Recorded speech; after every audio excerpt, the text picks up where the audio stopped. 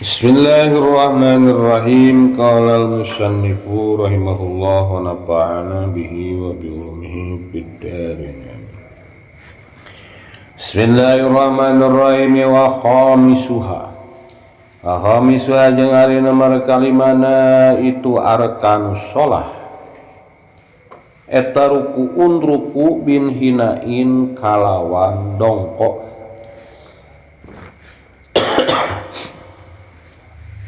Bihaisu tanalu kalawan sakira-kira hontal non rohatahu dua talapak panangan si jalma atau nabi musolli wahuma bari ari itu rohatahu wahuma sarang bari ari itu rohatahu etama perkara ada anu ngalianan itu ma al asobi'a kana pirang-pirang ayana ramot minal kafaini tina dua dampal panangan palayapi maka tu cukup naon usulul asobi'i nepina pirang-pirang ramok rukbataihi kana dua tuurna si jalma kana pimusolli lawa roda lamun ngarepkeun si musolli wat ahuma kana nyimpanna itu rohatahu alaihima kana itu rukbatai inda tidalil hilqati dina nalikana meuceuna kajadiana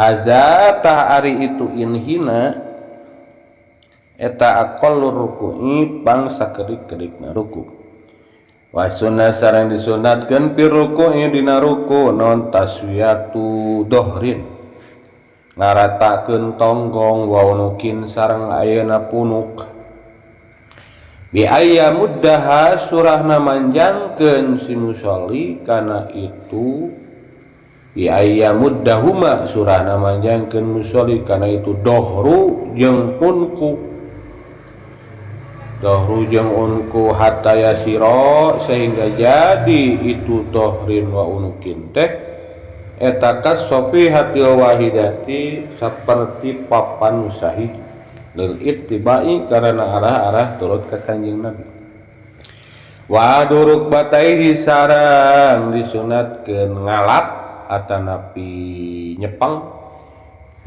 dua tuurna si musolli manas bihima sarta ngancegeuna itu rukbateh wa tafriqihima sareng ngarenggangkeunna itu rukbateh bikafaihi ku dua dampal pananganna itu si musolli makas pihima sarta mukakeunna itu rukbat itu ayeuna kitu kafe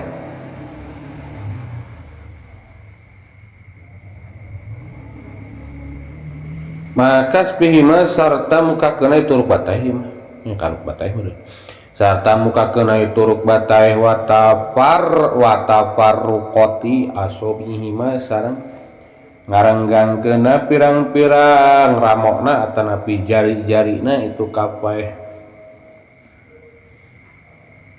tapi kon wasaton kalawan ngarenggangkeun anu neungah-neungah wa qaulu subhana rabbiyal azimi wa bihamdihi sareng disunatkeun ngucap lafaz subhana rabbiyal azimi wa bihamdihi salasan kalawan tilu kali lil ittibai karena arah-arah turut ka kanjeng Nabi wa qalu tasbihi sareng ari nu pangsa kedik-kedikna tasbih fihi dina itu ruku wapi sujud sareng dina sujud eta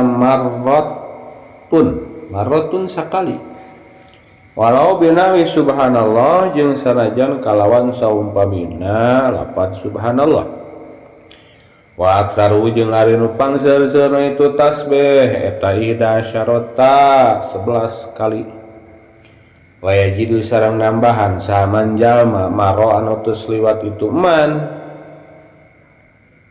tegis namun parit sareng imam nadban tingkah nabari sunat Allahumma laka kana lapad Allahumma laka roka'tu hartosna Allahumma ya Allah laka ayeuna pikeun Gusti roka'tu abdi ruku wa bika sareng kalawan Gusti aman tu abdi iman walaka sareng pikeun Gusti aslam tu pasrah kaula khosya'a tos tunduk atanapi husu laka pikeun Gusti non sam'i panuping kaula wa basori sareng paningal kaula wa mukhi sareng sumsum kaula wa admi sareng tulang kaula wa asbi sareng ayeuna otot kaula wa sya'ri sareng rambut kaula wa basyari sareng kulit kaula wa ma sareng perkara istaqallat anu ayeuna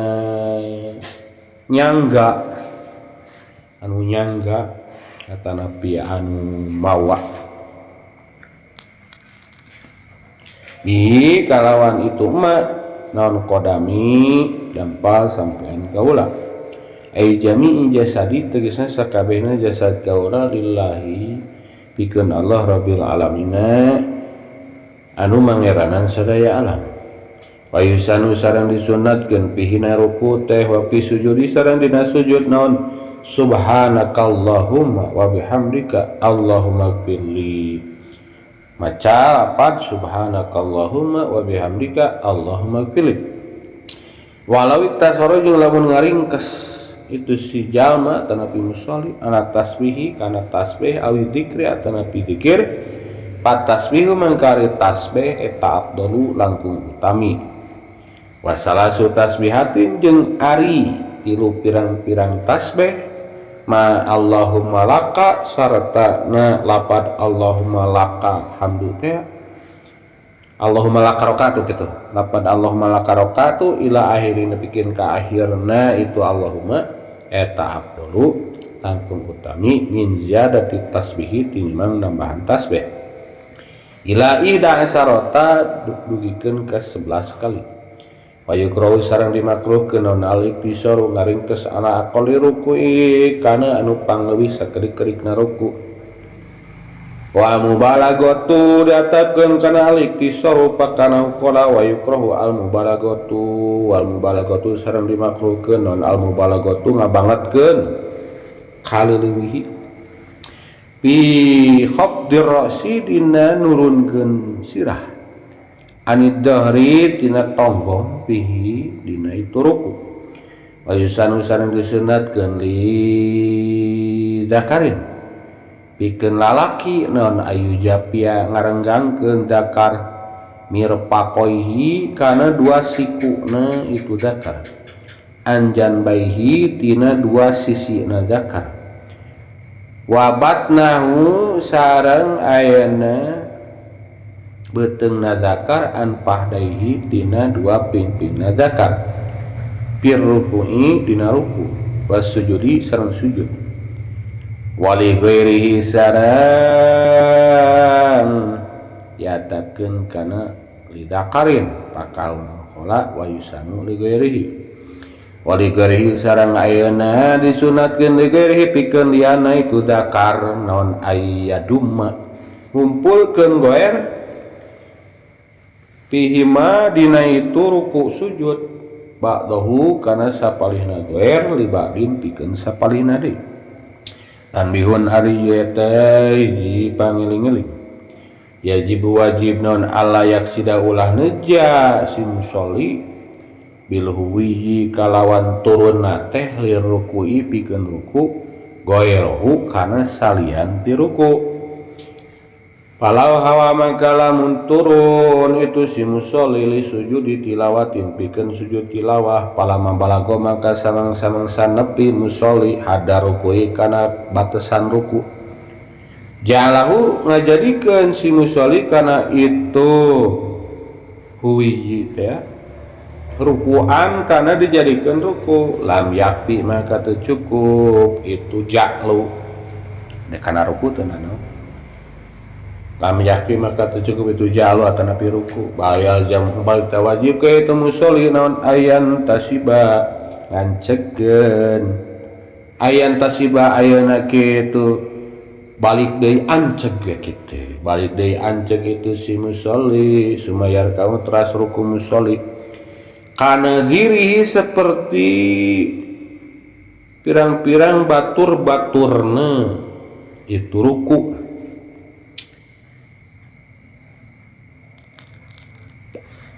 Minal itidari tegasna seperti itidal wa sujudi sareng sujud wa julusi sareng calik baina sajdataini antara sujud dua. Walau syaka jeung lamun mang saha goeru makmumin salanti makmum wa huwa ari itu goer makmum teh tasajidun keur sujud harokaan haruku itu si goer makmum lazimahu mangka wajib kaitu goer makmum naon al intisabu ayana anceg mauron dina sapada harita sumar ruku teras ruku wala yajuju sareng teu meunang lahu kaitu goer makmum naon al qiyam ngadeg rokian tingkahna bari ruku. Bismillahirrahmanirrahim. Salajengna wa khamisuha rukuun. Wa khamisuha jeung ari nomor kalimana arkanus shalah teh eta rukuun bin hinain. Kedah ruku bari dongko. Jadi nomor kalimana rukun salat teh nyaeta kudu ruku. Ruku teh kumaha carana bin hinain. Kalawan ayeuna dongko ngabungkuk. Namun jadi dalil ruku dina Al-Qur'an Allah ngadawukeun ya ayyuhalladzina amanu ruk'u. Ari ruku cek lugot mah al-hudu DP. Tak ketika orang salat terus ruku seolah-olah orang teh keur tadarru kerhudu payun Allah anu mana ruku teh teh kalebetkeun kahususiatan umat Kanjeng Nabi Muhammad dari umat nu kapungkur mah nu tos diparayun netepana teh teu aya rukuan eta cenah gini Al-Qur'an aya kecap warka'i ma'ar raki'in eta mah maknana teh salat anjeun sarta jalma-jalma nu salat kalebetkeun kana min babi itlaqis mujuz wa iradatil kul diucapkeun mah dibahasakeun ruku tapi anu dimaksud mah kul keseluruhan awakilan.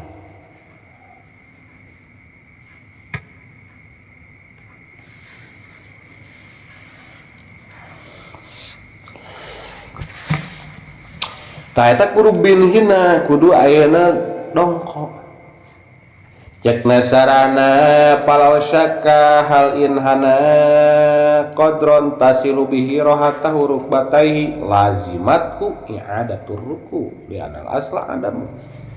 Lamun aya hiji jalma mang ari urang teh cenah geus ruku kalawan ruku qadro ittasola bihi rohatu saukuran jeung ayeuna ittasola anu nepi bihi kalawan itu qadron teh qadar teh naon rohatahu dua talapak leungeunna rukbati kana duturna pas keur sujud ari urang tadi cenah euy ruku teh leungeun antol teu ciranya kana dua tuur mang tah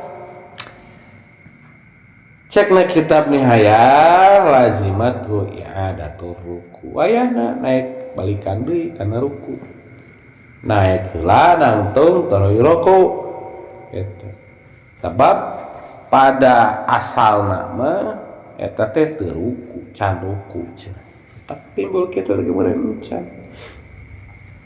datang mah da yakin mah moal pikeun ka datang mamang kitu meureun ngalamun teu luhur meureun rukuna meureun tareh teuing meureun teuing kumaha.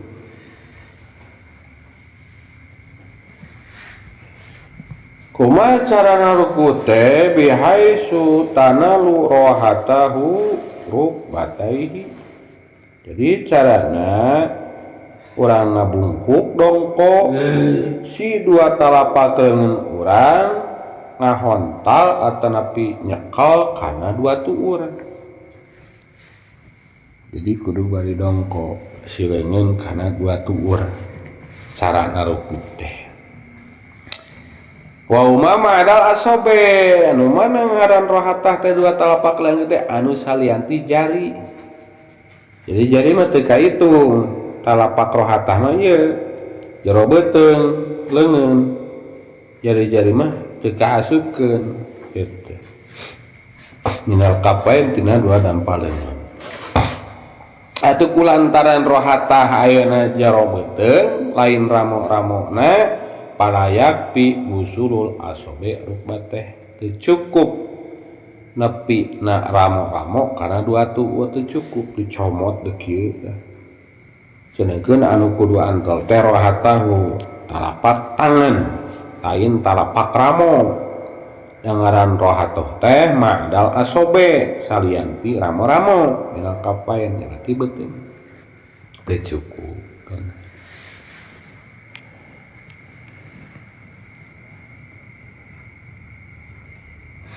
Sok sanajan aya cenah dawuhana kitab At-Tanbih al-iktifa biha cukup ruku ku ayeuna asobe aya nyebatkeun ayeuna nya ku dampal ramo ge cenah jadi cenah. Tapi nu paling ayeuna jelasna mah nu paling tamat kudu rohatahu dampal padang eta oge aroda wadahuma lamun eta sinu salat teh ngarepkeun rek nyimpenna eta ayeuna dua dampal padangan alaihi maka rukbat teh inda teu dalil hilqah nalika meujeuh dedeg pangadegna normal bentuk fisikna normal cek urang nama bari ayeuna kitu urang ngarepkeun emang erek ayeuna nyimpen dua pandangan kana dua tuur. Haza aqalur ruku teh teh pang sakedik-kedikna ruku.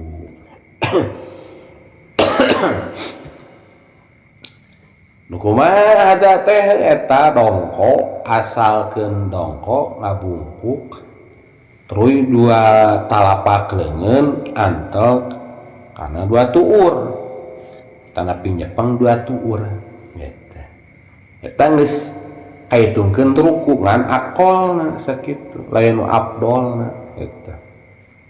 Eta oge lamun ayeuna kitu jelemana normal iktidalul halqah teu jangkung teuing teu ponok teuing dina harti leungeunna leungeunna teu ponok teuing leungeunna teu panjang teuing. Kumaha cenah lamun leungeunna ponok nyeta teu iktidalul hilqah didamal ku Allah teh pandanganna ponok ataupun pandanganna panjang cek tina ayeuna sarahna lamun kaan kana qasira yaden awi tawilahuma kudiro mu'tadilan geus dikira-kirakeun sebagai mu'tadilan jalma nu normal. Berarti lamun ngitung normal mah jalma nu ponok leungeunna heug ayeuna pas kasopihatin teu antal teu bisa nyepeng dua tuur beureung ngagantung beureung geus eta kudu nyepeng dua tuur eta nepi poe mun panjang teuing meureun atuh dikira-kirakeun aja kan normal kumaha tah eta pang akolna ruku. Ari pang abdol mah kieu wa sunnah fi ruku taswiyatu dhahrin wa unukin disunatkeun dina nalika ruku teh ngaratakeun tonggong jeung punuk sirah kasopi hatil wahidah kudu jiga papan anu sahiji jika papan dina pada papan depan sok lempeng lain papan bengkok kade papan nu lempeng lurus gitu lamun ditempo di tukang teh rata antara tonggong punuk sirah. Tas sunatna kitu henteu ari wajib mah. Ngan abdolna kitu. Ari akolna mah tadi asal ngabungkuk dua leungeun kana dua tuur. Tapi lamun hebatna mah kudu kasopiatil wahidah antara tonggong punuk jeung sirah. Eta.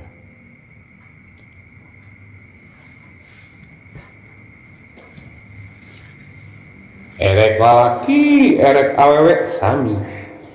Erek wandu sami kitu abdolna. Eta lamun nisbat keur jalma anu salat bari nangtung. Kumaha lamun salatna bari calik aqalna ruku mah lamun salat bari calik muhadatu jabhatihi ma amama rukbateh menerana parangna si qaid ma amama rukbateh kana perkara nu aya di hareupeun dua tuurna asalkeun ayeuna kitu si tarangna salat bari diuktea meneran kan hareupeun tuur ngaleuwihan ti tuur teh dongkok kitu teh asal leuwih saeutik eta aqalna lamun salat bari calik lamun akmalna abdolna muhazatuha mahalla sujudi meneranna itu si jabhah kana tempat sujudna pas lamun ketika sujud belah dinya hareupta tadi dinya sarua dongkona sakitu eta lamun posisina salat bari calik. Jadi kasopihatil wahidah ae kalauhil wahid papan anu sahiji alladila wijaja fi anu teu bengkok anu teu mengkol si papan eta lurus gitu teh. Teras deui disunatkeun oge duruk bateh ayeuna nyepang dua tuurna sunat gitu. Manas bima sarta ngancegeunna rukbatay wa tafriqima jeung ayeuna ngarenggangkeun. Jadi si dua tuur teh dicepeng dihonta ku dua talapak leungeun. Bari dua ayeuna kitu tuurna teh diancekeun jeung dicarangkeun. Jadi sunat nyakal dua tuur maksudna teh ngobatna gitu sabab turut ke Kanjeng Nabi gitu. Kumaha cenah lamun ayeuna akto teh jalma anu potong aya pananganan bona teh mungkin aya pananganan tapi bona teh geus kapotong tengah-tengahna pas balantar leungeunna yursilu yadai geus dirumbaikeun leungeunna gahna in kana maktu huma lamun ayeuna leungeunna kapotong nyata cina ngan ayeuna katuhu nu potongna teh nu kenca mah henteu berarti anu kenca antelkeun anu eta antepkeun sina gugulantungan lamun anu terpotongna teh hiji termasuk wa misul aqto qasilul yadain tuh ceking ge anu termasuk ayeuna anu aqto nu potong leungeunna teh qasilul yadain anu pananganna ponok kumaha cenah nepi atuh da kana tuurna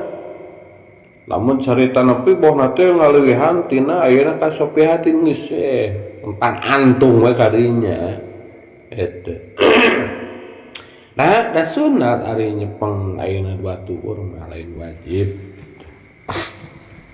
Ari ngaruku mah kudongkok ge geus cukup gitu. Ngabungkuk.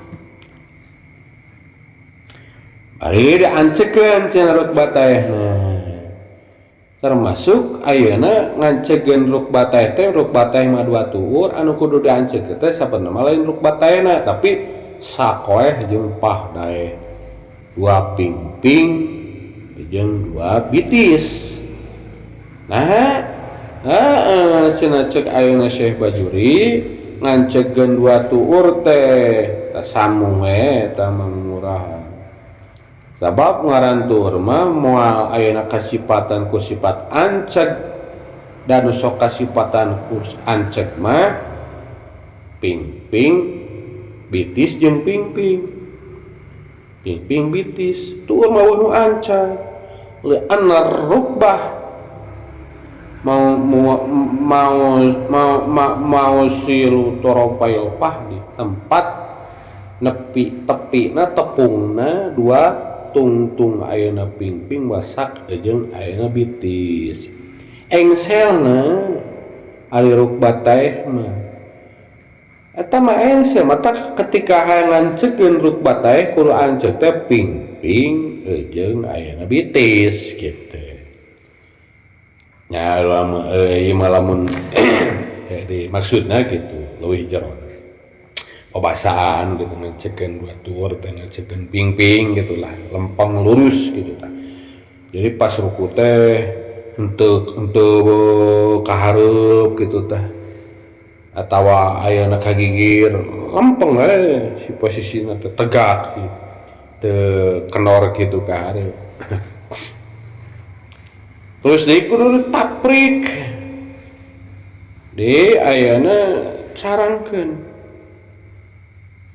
sakumaha ayeuna kana ayeuna nyarangkeun teh ngarenggangkeun teh di qadri sibrin sajengkal di sarua we jiga nangtung kitu menangtung pan sajengkal eta oge pas nalika ayeuna kitu ruku ta antara suku katu kenca teh jarakna sajengkal ulah dirapetkeun atanapi dongdong teuing qadri sibrin sunat bikapae kunaon atuh nyokot nyepeng ngobat rukbateh teh bikapae kudu dampal pananganna gitu. Maka spihima bari dibukakeun itu ayeuna rukbatehna dua tuurna atanapi deuk di kana kapeh teh naon dibukakeun ulah dikepeulkeun leungeunna tapi mah guru kana rukbateh kala si aya sarana mana au tasbih bikapae makas bihima tah makas bihima ay alkapain urang gitu ngalamun pernah ke guru salah iya makana rukbatae matak nah sing kana rukbatae geus kana kapae pernah rutang sarang makas bihima sata dibukakeun jadi wali kepeulkeun si ayeuna kita kapaehna teh dibukakeun jeung di ayeuna wa tafarru ruqati asobihim direnggangkeun ramu-ramuna leungeunna ulah dikepeulkeun bukakeun terus ayeuna direnggangkeun ramu-ramu ulah dirapetkeun kieu bukakeun taprikon wasaton lawan ayeuna ngarenggangkeun pertengahan meujeunna we lawan bahasa bidayatul hidayah mah sabawana pas orang dikitukeun leungeun tah sakitu we orang biasa menamprak leungeun kieu kan tuh geus muka tah sakitu eta taprikon wasaton sakitu ayeuna kitu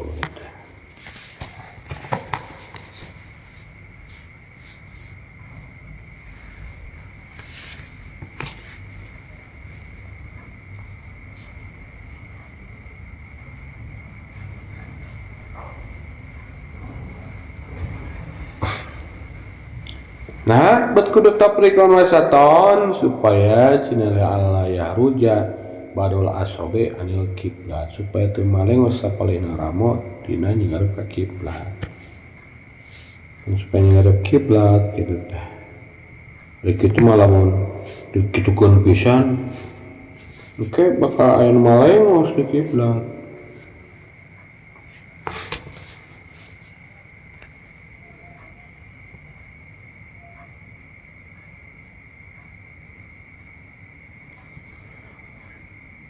wa qalu subhana rabbiyal azim jeung disunatkeun maca subhana rabbiyal azim wa bihamdi salasan 3 kali subhana rabbiyal azim wa bihamdi subhana rabbiyal azim wa bihamdi subhana rabbiyal azim wa bihamdi gitu. Subhanallahi maha suci Allah, Robbi tegesna pangeran abdi, al-azimi anu maha agung. Naon ngaran azim teh?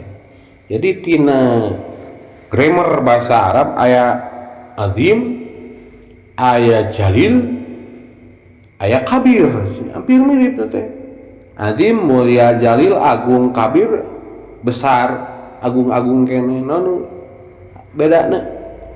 Wa qalu al-azim ay al-kamilu zatan wa sifatin.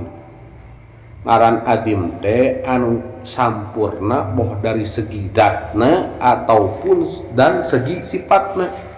Jadi lamun dibahasakeun Allah, Allahul Azim, Allah anu maha agung, berarti Allah teh anu sampurna zatna sareng sifatna. Zatan wa sifatin. Dat Allah agung, sifat Allah agung. Lamun jalil, ari jalil mah al kamilu sifatin. Jadi anu sampurnana teh ngan saukur dina segi sifatna teu berhubungan jeung dat. Jalil mah Allahu jalilun bohna teh. Berarti urang keur muji ayeuna kesempurnaan Allah dina segi sifat, tapi lamun pohon adim orang muji Allah dina kesempurnaan dina segi dat jeung sifat. Ari kabir mah al kamilu zatan, nu sampurna dina segi zat. Berarti nu paling luhur mah azim, nu sampurna dat jeung sifat. Sebab lamun ayeuna sifat wungkul jalil, lamun ayeuna zat wungkul kabir, berarti bisa dikatakan azim itu gabungan tina al jalil wal kabir. Eta cek Syekh Fahru Razi. Subhana rabbiyal azimi wa bihamdihi jeung kalawan pamujina Rabbu. Naon maksudna? Kudu ngarti, sampai kurang dibaca matak di surah heula teh. Wa bihamdihi teh ae wasabbahtuhu hala kauni mutalabbisan bihamdi. Wasabbahtu jeung ayeuna maca tasbih kaula atanapi ngabersihkeun kaula ka Allah teh hala kauni bari tingkahna ayana kaula teh eta mutalabbisan bihamdi. Mutalabbisan ayana kitu tumandang bihamdihi kalawan mujina itu Allah atanapi Robbi. Jadi cek urang teh subhana rabbiyal azimi bihamdi. Subhana rabbi ma suci pangeran abdi al azimi anu agung. Cek nah teh nang ngaji teh aya anu sampurna dat sareng sifatna. Dat Allah teh aya nu nyamian, sifat Allah teh aya nu nyamian bersih tina kamuntasil mutasim wal ayat. Wa bihamdihi jadi wa bihamdihi teh wasabbahtu halakun. Jadi abdi maca tasbih ieu teh. Urang teh maca subhana kan maca tasbih teh. Tah, wa bihamdi abdi maca ieu tasbih teh bari ngalam Gusti gitu. Bari ngalam Gusti.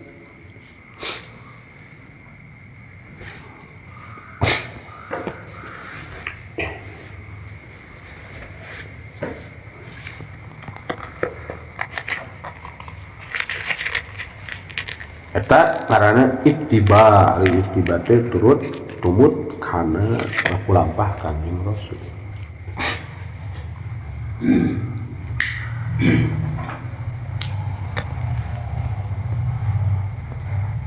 Maqul tasbih fi wa fi sujud marratun. Barakali cenah maca subhanarabbiyal azim teh aqalna pangsakedikna termasuk oge sami dina sujud barakali teh sakali ya. Subhana rabbiyal azim wa bihamdi sakali geus cukup. Terus ayeuna kitu meunang pasunatan. Sujud sami subhana rabbiyal a'la wa bihamdi sakali. Geus meunang pasunatan. Walau binawi subhana sasanajan ku subhanallah banat teh. Lantaran tarawih kejar subhanallah jadi menang pasunatan subhanallah ulah tarik ting bisi ngingetan imam cek imam aing salah naon cenah.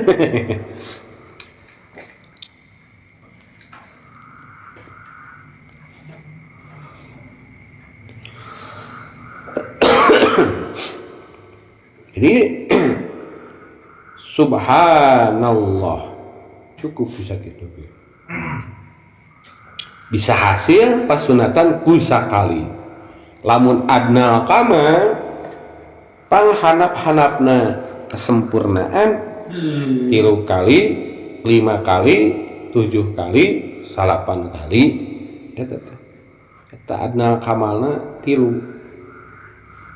Leuwih lara naik saeutik 5, naik saeutik 7, naik saeutik 8, naik saeutik 11 tah. Nu 11 mah bahwa al-akmal sempurna. Tapi kade eta teh lamun rek maca ngalobakeun kitu lil munfarid wa imami mahsurin. Kerja manu salat sorangan atanapi imam anu biasa nu maksud. Anu makmum nararido seperti ayeuna lamun di pasantren guru berjamaah jeung muridna rek ngalobakeun maca tasbih teu naon.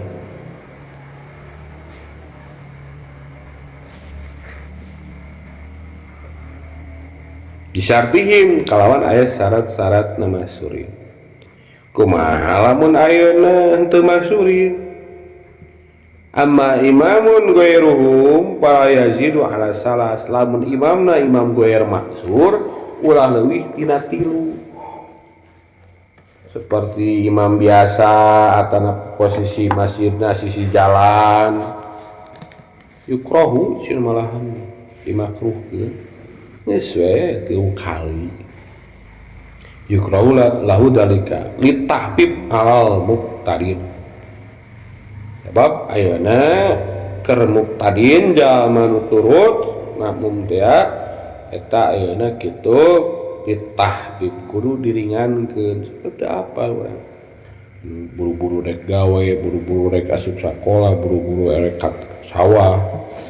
Tahbib lamun goer mah sumatak makruh haluihan ti 3. Wa yajidu man marra nadban nambahan jalma nu sekaliwat naon munfarid jeung imam mahsurin teh tambahan cenah amun urang salat sorangan mah teu naon teh bakeun dzikir jeung doa termasuk imam mahsurin Allahumma laka raqatu wa bika amantu wa laka aslamtu wa sya'alaka sam'i wa basori wa muhi wa hadmi wa asobi wa syari wa basyari. Tetaman eta mun posisina orang sebagai salat munfarid atanapi jadi imam mahsurin. Lamun salian eta ulah meureun kararabor ajig cenah lila-lila teuing cenah ieu teh rukuh teh cangkel cenah cangkeng. Wa mastaqalat bihi qadami ay jami'i jasadi la rabbil alamin subhanallah. Wa yusannu fihi disunatkeun fihi dina itu ruku wa fi sujud jeung dina sujud disunatkeun dina ruku jeung sujud.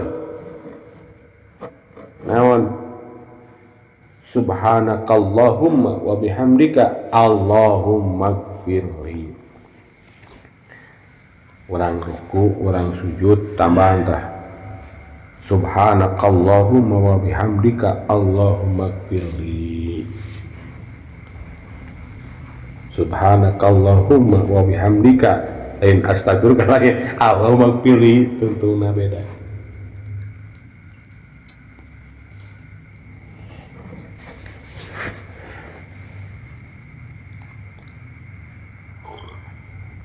Tilkan sani walawik tasoro ala tasbih awi dikri patasbih abdol. Lamun orang rek ngaringkes antara tasbih jeung dikir, tasbih leuwih utama.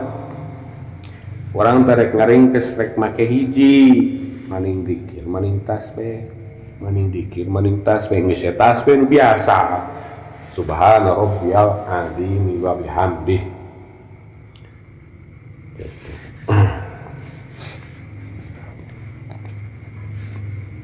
Wa salatu tasbihatin ma Allahumma laka rakaatu ilahi afdal min ziyadati tasbih.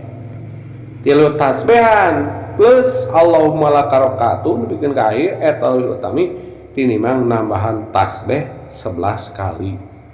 Maning kene subhanallah rabbil azim wa bihamdih 3 kali tambah Allahumma laka rakaatu bikin ka beres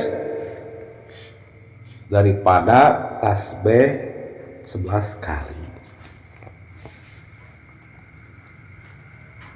Sebab li annabihi jam'an baina sunnatain, sebab terkumpul 2 sunat, hiji tasbih kedua doa.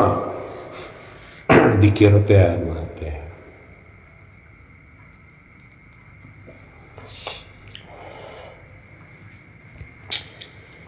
wa yukrahu al-iktisaru ala aqalli ruku, makruh dimakruhkeun naon ngaringkes tina pangsa eutik-eutikna ruku. Makruh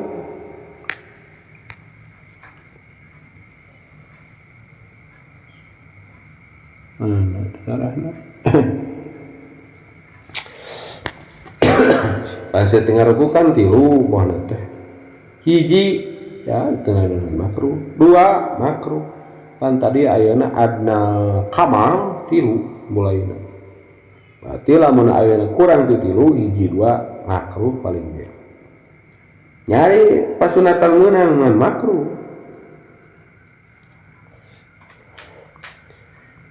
Wa mubalagha fi khafdi rasi ani dhahri fi hatanapi terlalu teuing ayeuna nungkulkeun sirah tina tonggong pan kasopati leuwih ieu mah kuat gedek rapat jeung aya kulantaran meureun lalentur awakna. Pas ruku eta sirah kuat kerek nepi kana tuur. Mubalagha eta makruh eta lentur nya ge lentur anu rek kasopihan.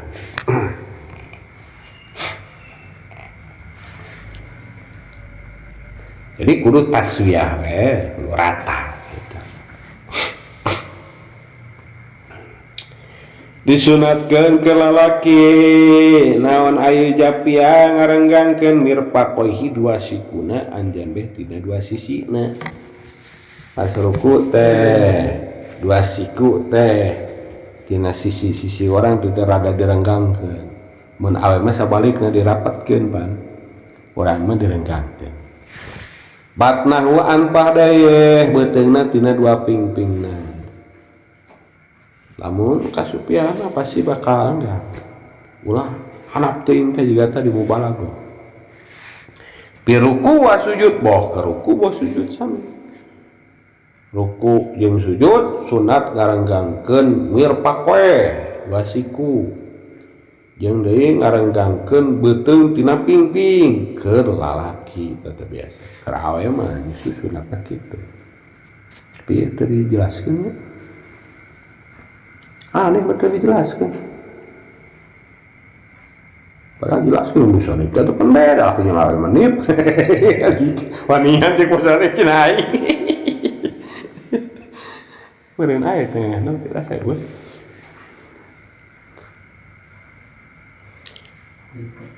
Bade piruku sujud wali gairihi yang ayeuna sunat keur salian ti lalaki geus tadi ledakarin balat aing pan didakarin hareup lagi. Tapi ieu keur depan dirapatkeun berarti mafhum mukhalafahnya kok balik deui ngareun balat mah urang-urang kene gitu. Wali gairihi salian ti dakar ieu geuning aya tuh hampura musonib asan kabaca. Berarti keur awewe ya.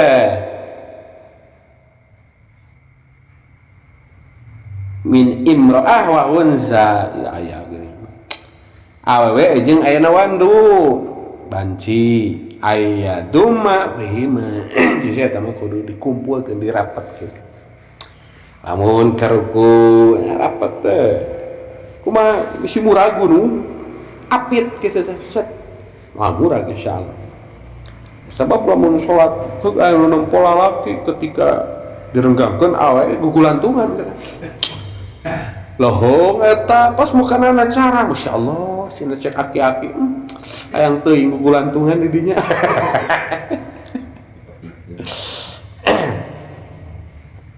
Sami jujur ge sami gitu.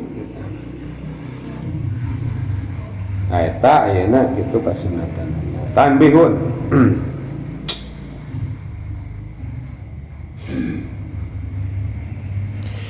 Yajibu ala yaksida bil huwi li ruku ghairahu wajib ketika orang ruku teh ulah ngamaksud kuturuna urang teh goiru kana salian ti ruku. Jadi ketika orang turun rek ruku niatan ruku ulah salian ti ruku. Ulah karena kaget, ulah karena ayeuna rek maehan sireum boh teh.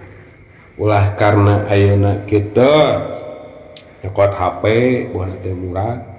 Jadi ruku turun rek ruku kudu niatan ruku ulah salian di ruku.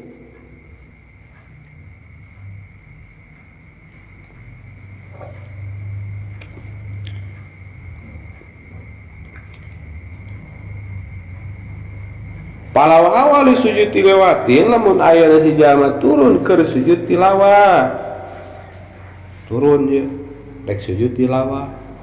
Palama balago hadaruku ketika nepi kana batasan ruku celenceng kahana pas ayeuna pas batasan ruku teh anu kasepiah teh tiga ruku jangan ruku dijieun ruku ta eta lam yak teu cukup nah pan niat turunna keur sujud tilawah berarti eta mah geus niatan ayeuna rukuna teh kana goerohu teh lain li ruku tah mah kana goerohu tak cukup rukuna.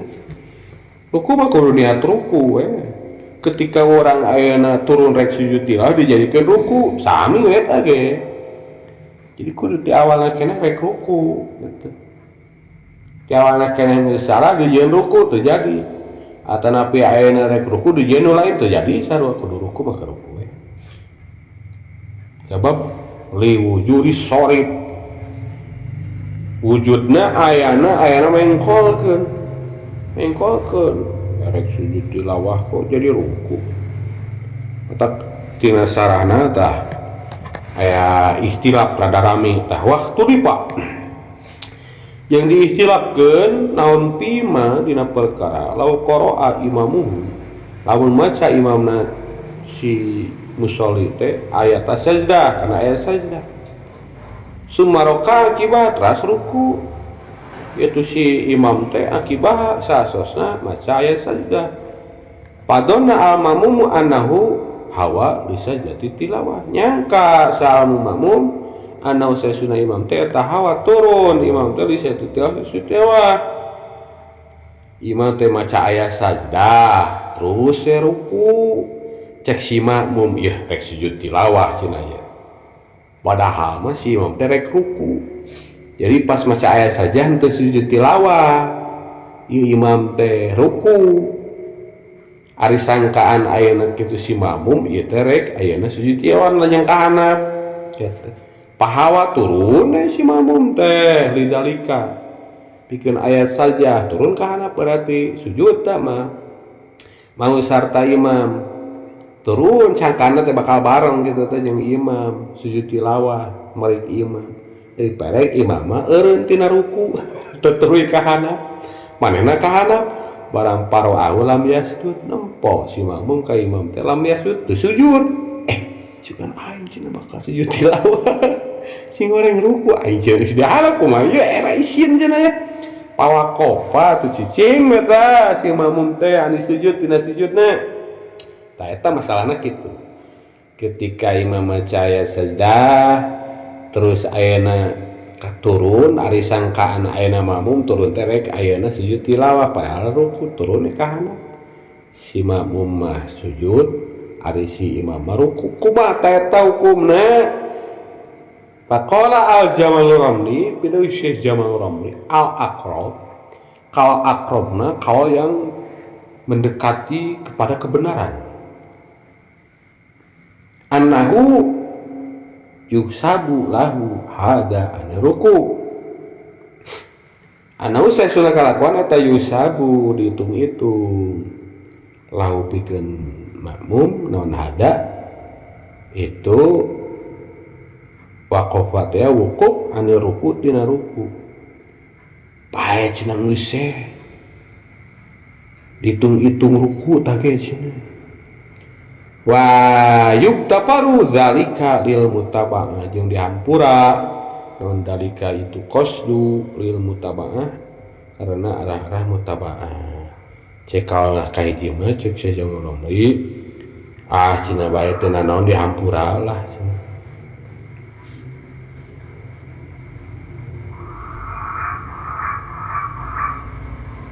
luwe cenah daguan muncul urang mah waqala Ibnu Hajar cik Ibnu Hajar mah roja sayhuna guru kami geus narjeh geus ngunggulkeun Zakaria tegasna si Zakaria Ansor cenah cepun guru mah cik Ibnu Hajar eta guru teh si Zakaria Ansor annahu ya'udu lil qiyam itu si namun teh balik deui we cenah lil qiyam kana nang tuh barang pas sujud imam mah geuning cenah ruku naik deui ka luhur geus naik ka luhur sumaya kaut pas ruku wa huwa aujah tayu qaul Ibnu Hajar qaul aujah jadi ikhtilaf nyebatkeun usia dagohan di handap bae lah dampura da teh lagi paniat mutaba'ah gitu ari cek nu qaul aujah mah berarti kuat ya sebab ieu Syekh Zakaria Ansor termasuk ku muridna di pendapatna dikemukakeun naik heula terus ruku gitu. Si kejadian bayal zamu malik tawajib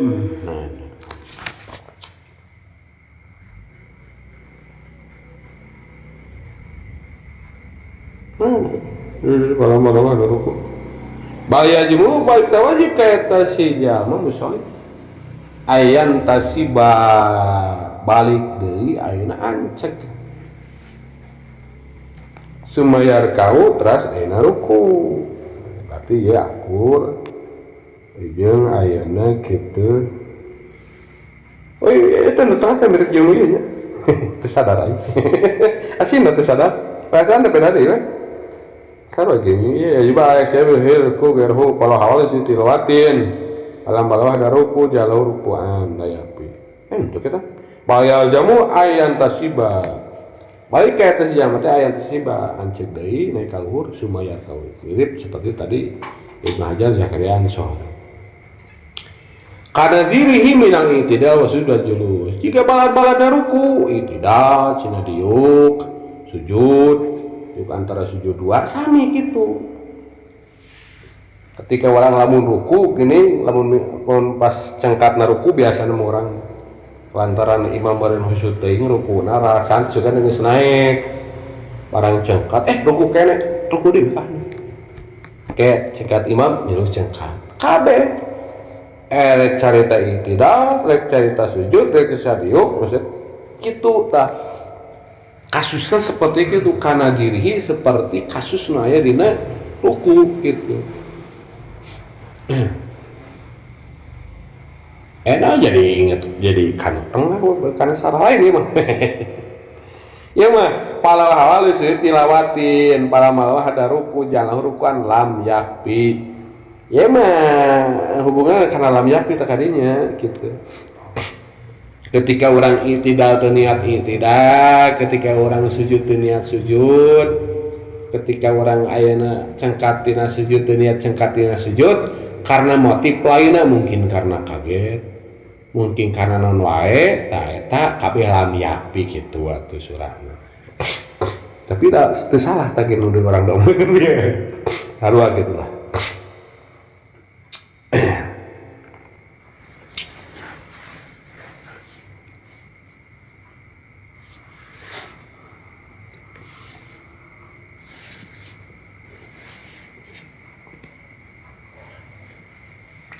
kita eta tuh kadieu tadi orang maka cuma tadi bener salieur itu cirina lah bahaya jamu karena diri ruku jadi karena diri air ruku payus tarotopi mah usturi topi ruku gitu bener jadi sarua jika ruku nusyaratkeun ruku sarua naon min annahu la yaksidu bihi ghairah bener berarti teh salah surah teh jadi kudu dimaksud lamun ruku sejak ruku ulah selain di ruku lamun itidal sejak itidal ulah senti itidal mun sujud gitu ketika teu diniatan gitu sorib teh eta lam yakfi gitu naon eta merek ruku kalau medina ya ae cenah palau rosa mina ruku cenah sarahna lamun si jama ngangkatkeun sirahna tina ruku paz'an teteh karena arah-arah kaget min syai'in tina perkara lam yakfi minal itidal cengkatna ruku teh kaget dar longkol eta teh cukup cenah itidal nya liwujudi sori aya nu mengkolkeun teh awasakoto minal itidal alwajihatan tapi gugur itidalna nurutkeun ayeuna wajahna lam yakfi anis sujud tujuh tina sujud di magikiro atanapi cina rosa minas sujud paj'an min syai'in cengkat tina sujud kulantaran kaget pas keur sujud dar cengkat eta lam yakfi anis julus sami eta ge teu cukup ayeuna pas keur diukna teh tapi encan kaitu encan walau syakka geuru makmum lamun aya salian ti makmum mang wa huwa sajidun eta sigar makmum teh keur sujud mang ya sigar ayeuna makmum teh saha geur makmum teh imam jeung ayeuna munfarid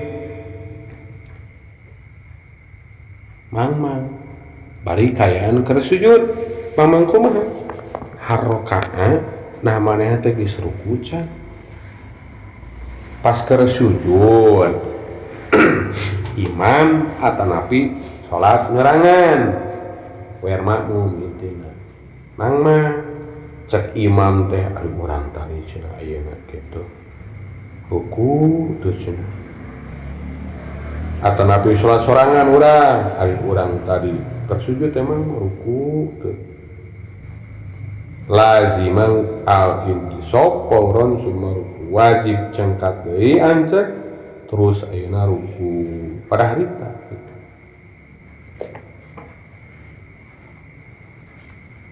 Sarua we ketika orang mang hiji rukun namun secara diumumkeun mah ketika orang mang hiji rukun balik deui gitu karena rukun ayeuna anu samemehna lamun samemehna teh nyata kan samemehna deui gitu dan ibarat eta teh urang mendaya maca Quran gitu jadi dibalikannya teh kan memehna pisan deui gitu lah pas deket teh gitu harus kieu salat ancang-ancang lamun ruku poe ruku ulah langsung ngetos teh dina walaya juju lahu alqian rokian teu meunang nangtung bari ruku pas celanceng teh langsung kana ruku maksudna teh eta teu meunang jadi celanceng nangtung heula tuluy ruku ulah teh kiam rokian nangtung sakalian ruku kana ruku eta laya juju gitu.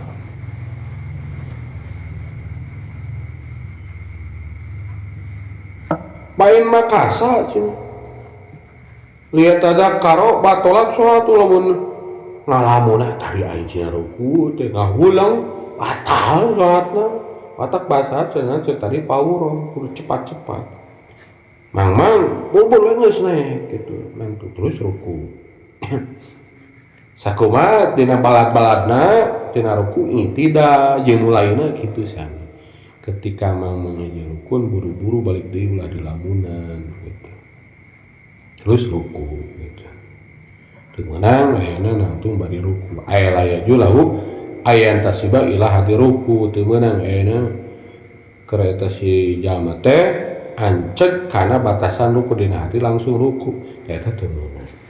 Ieu nangtung heula.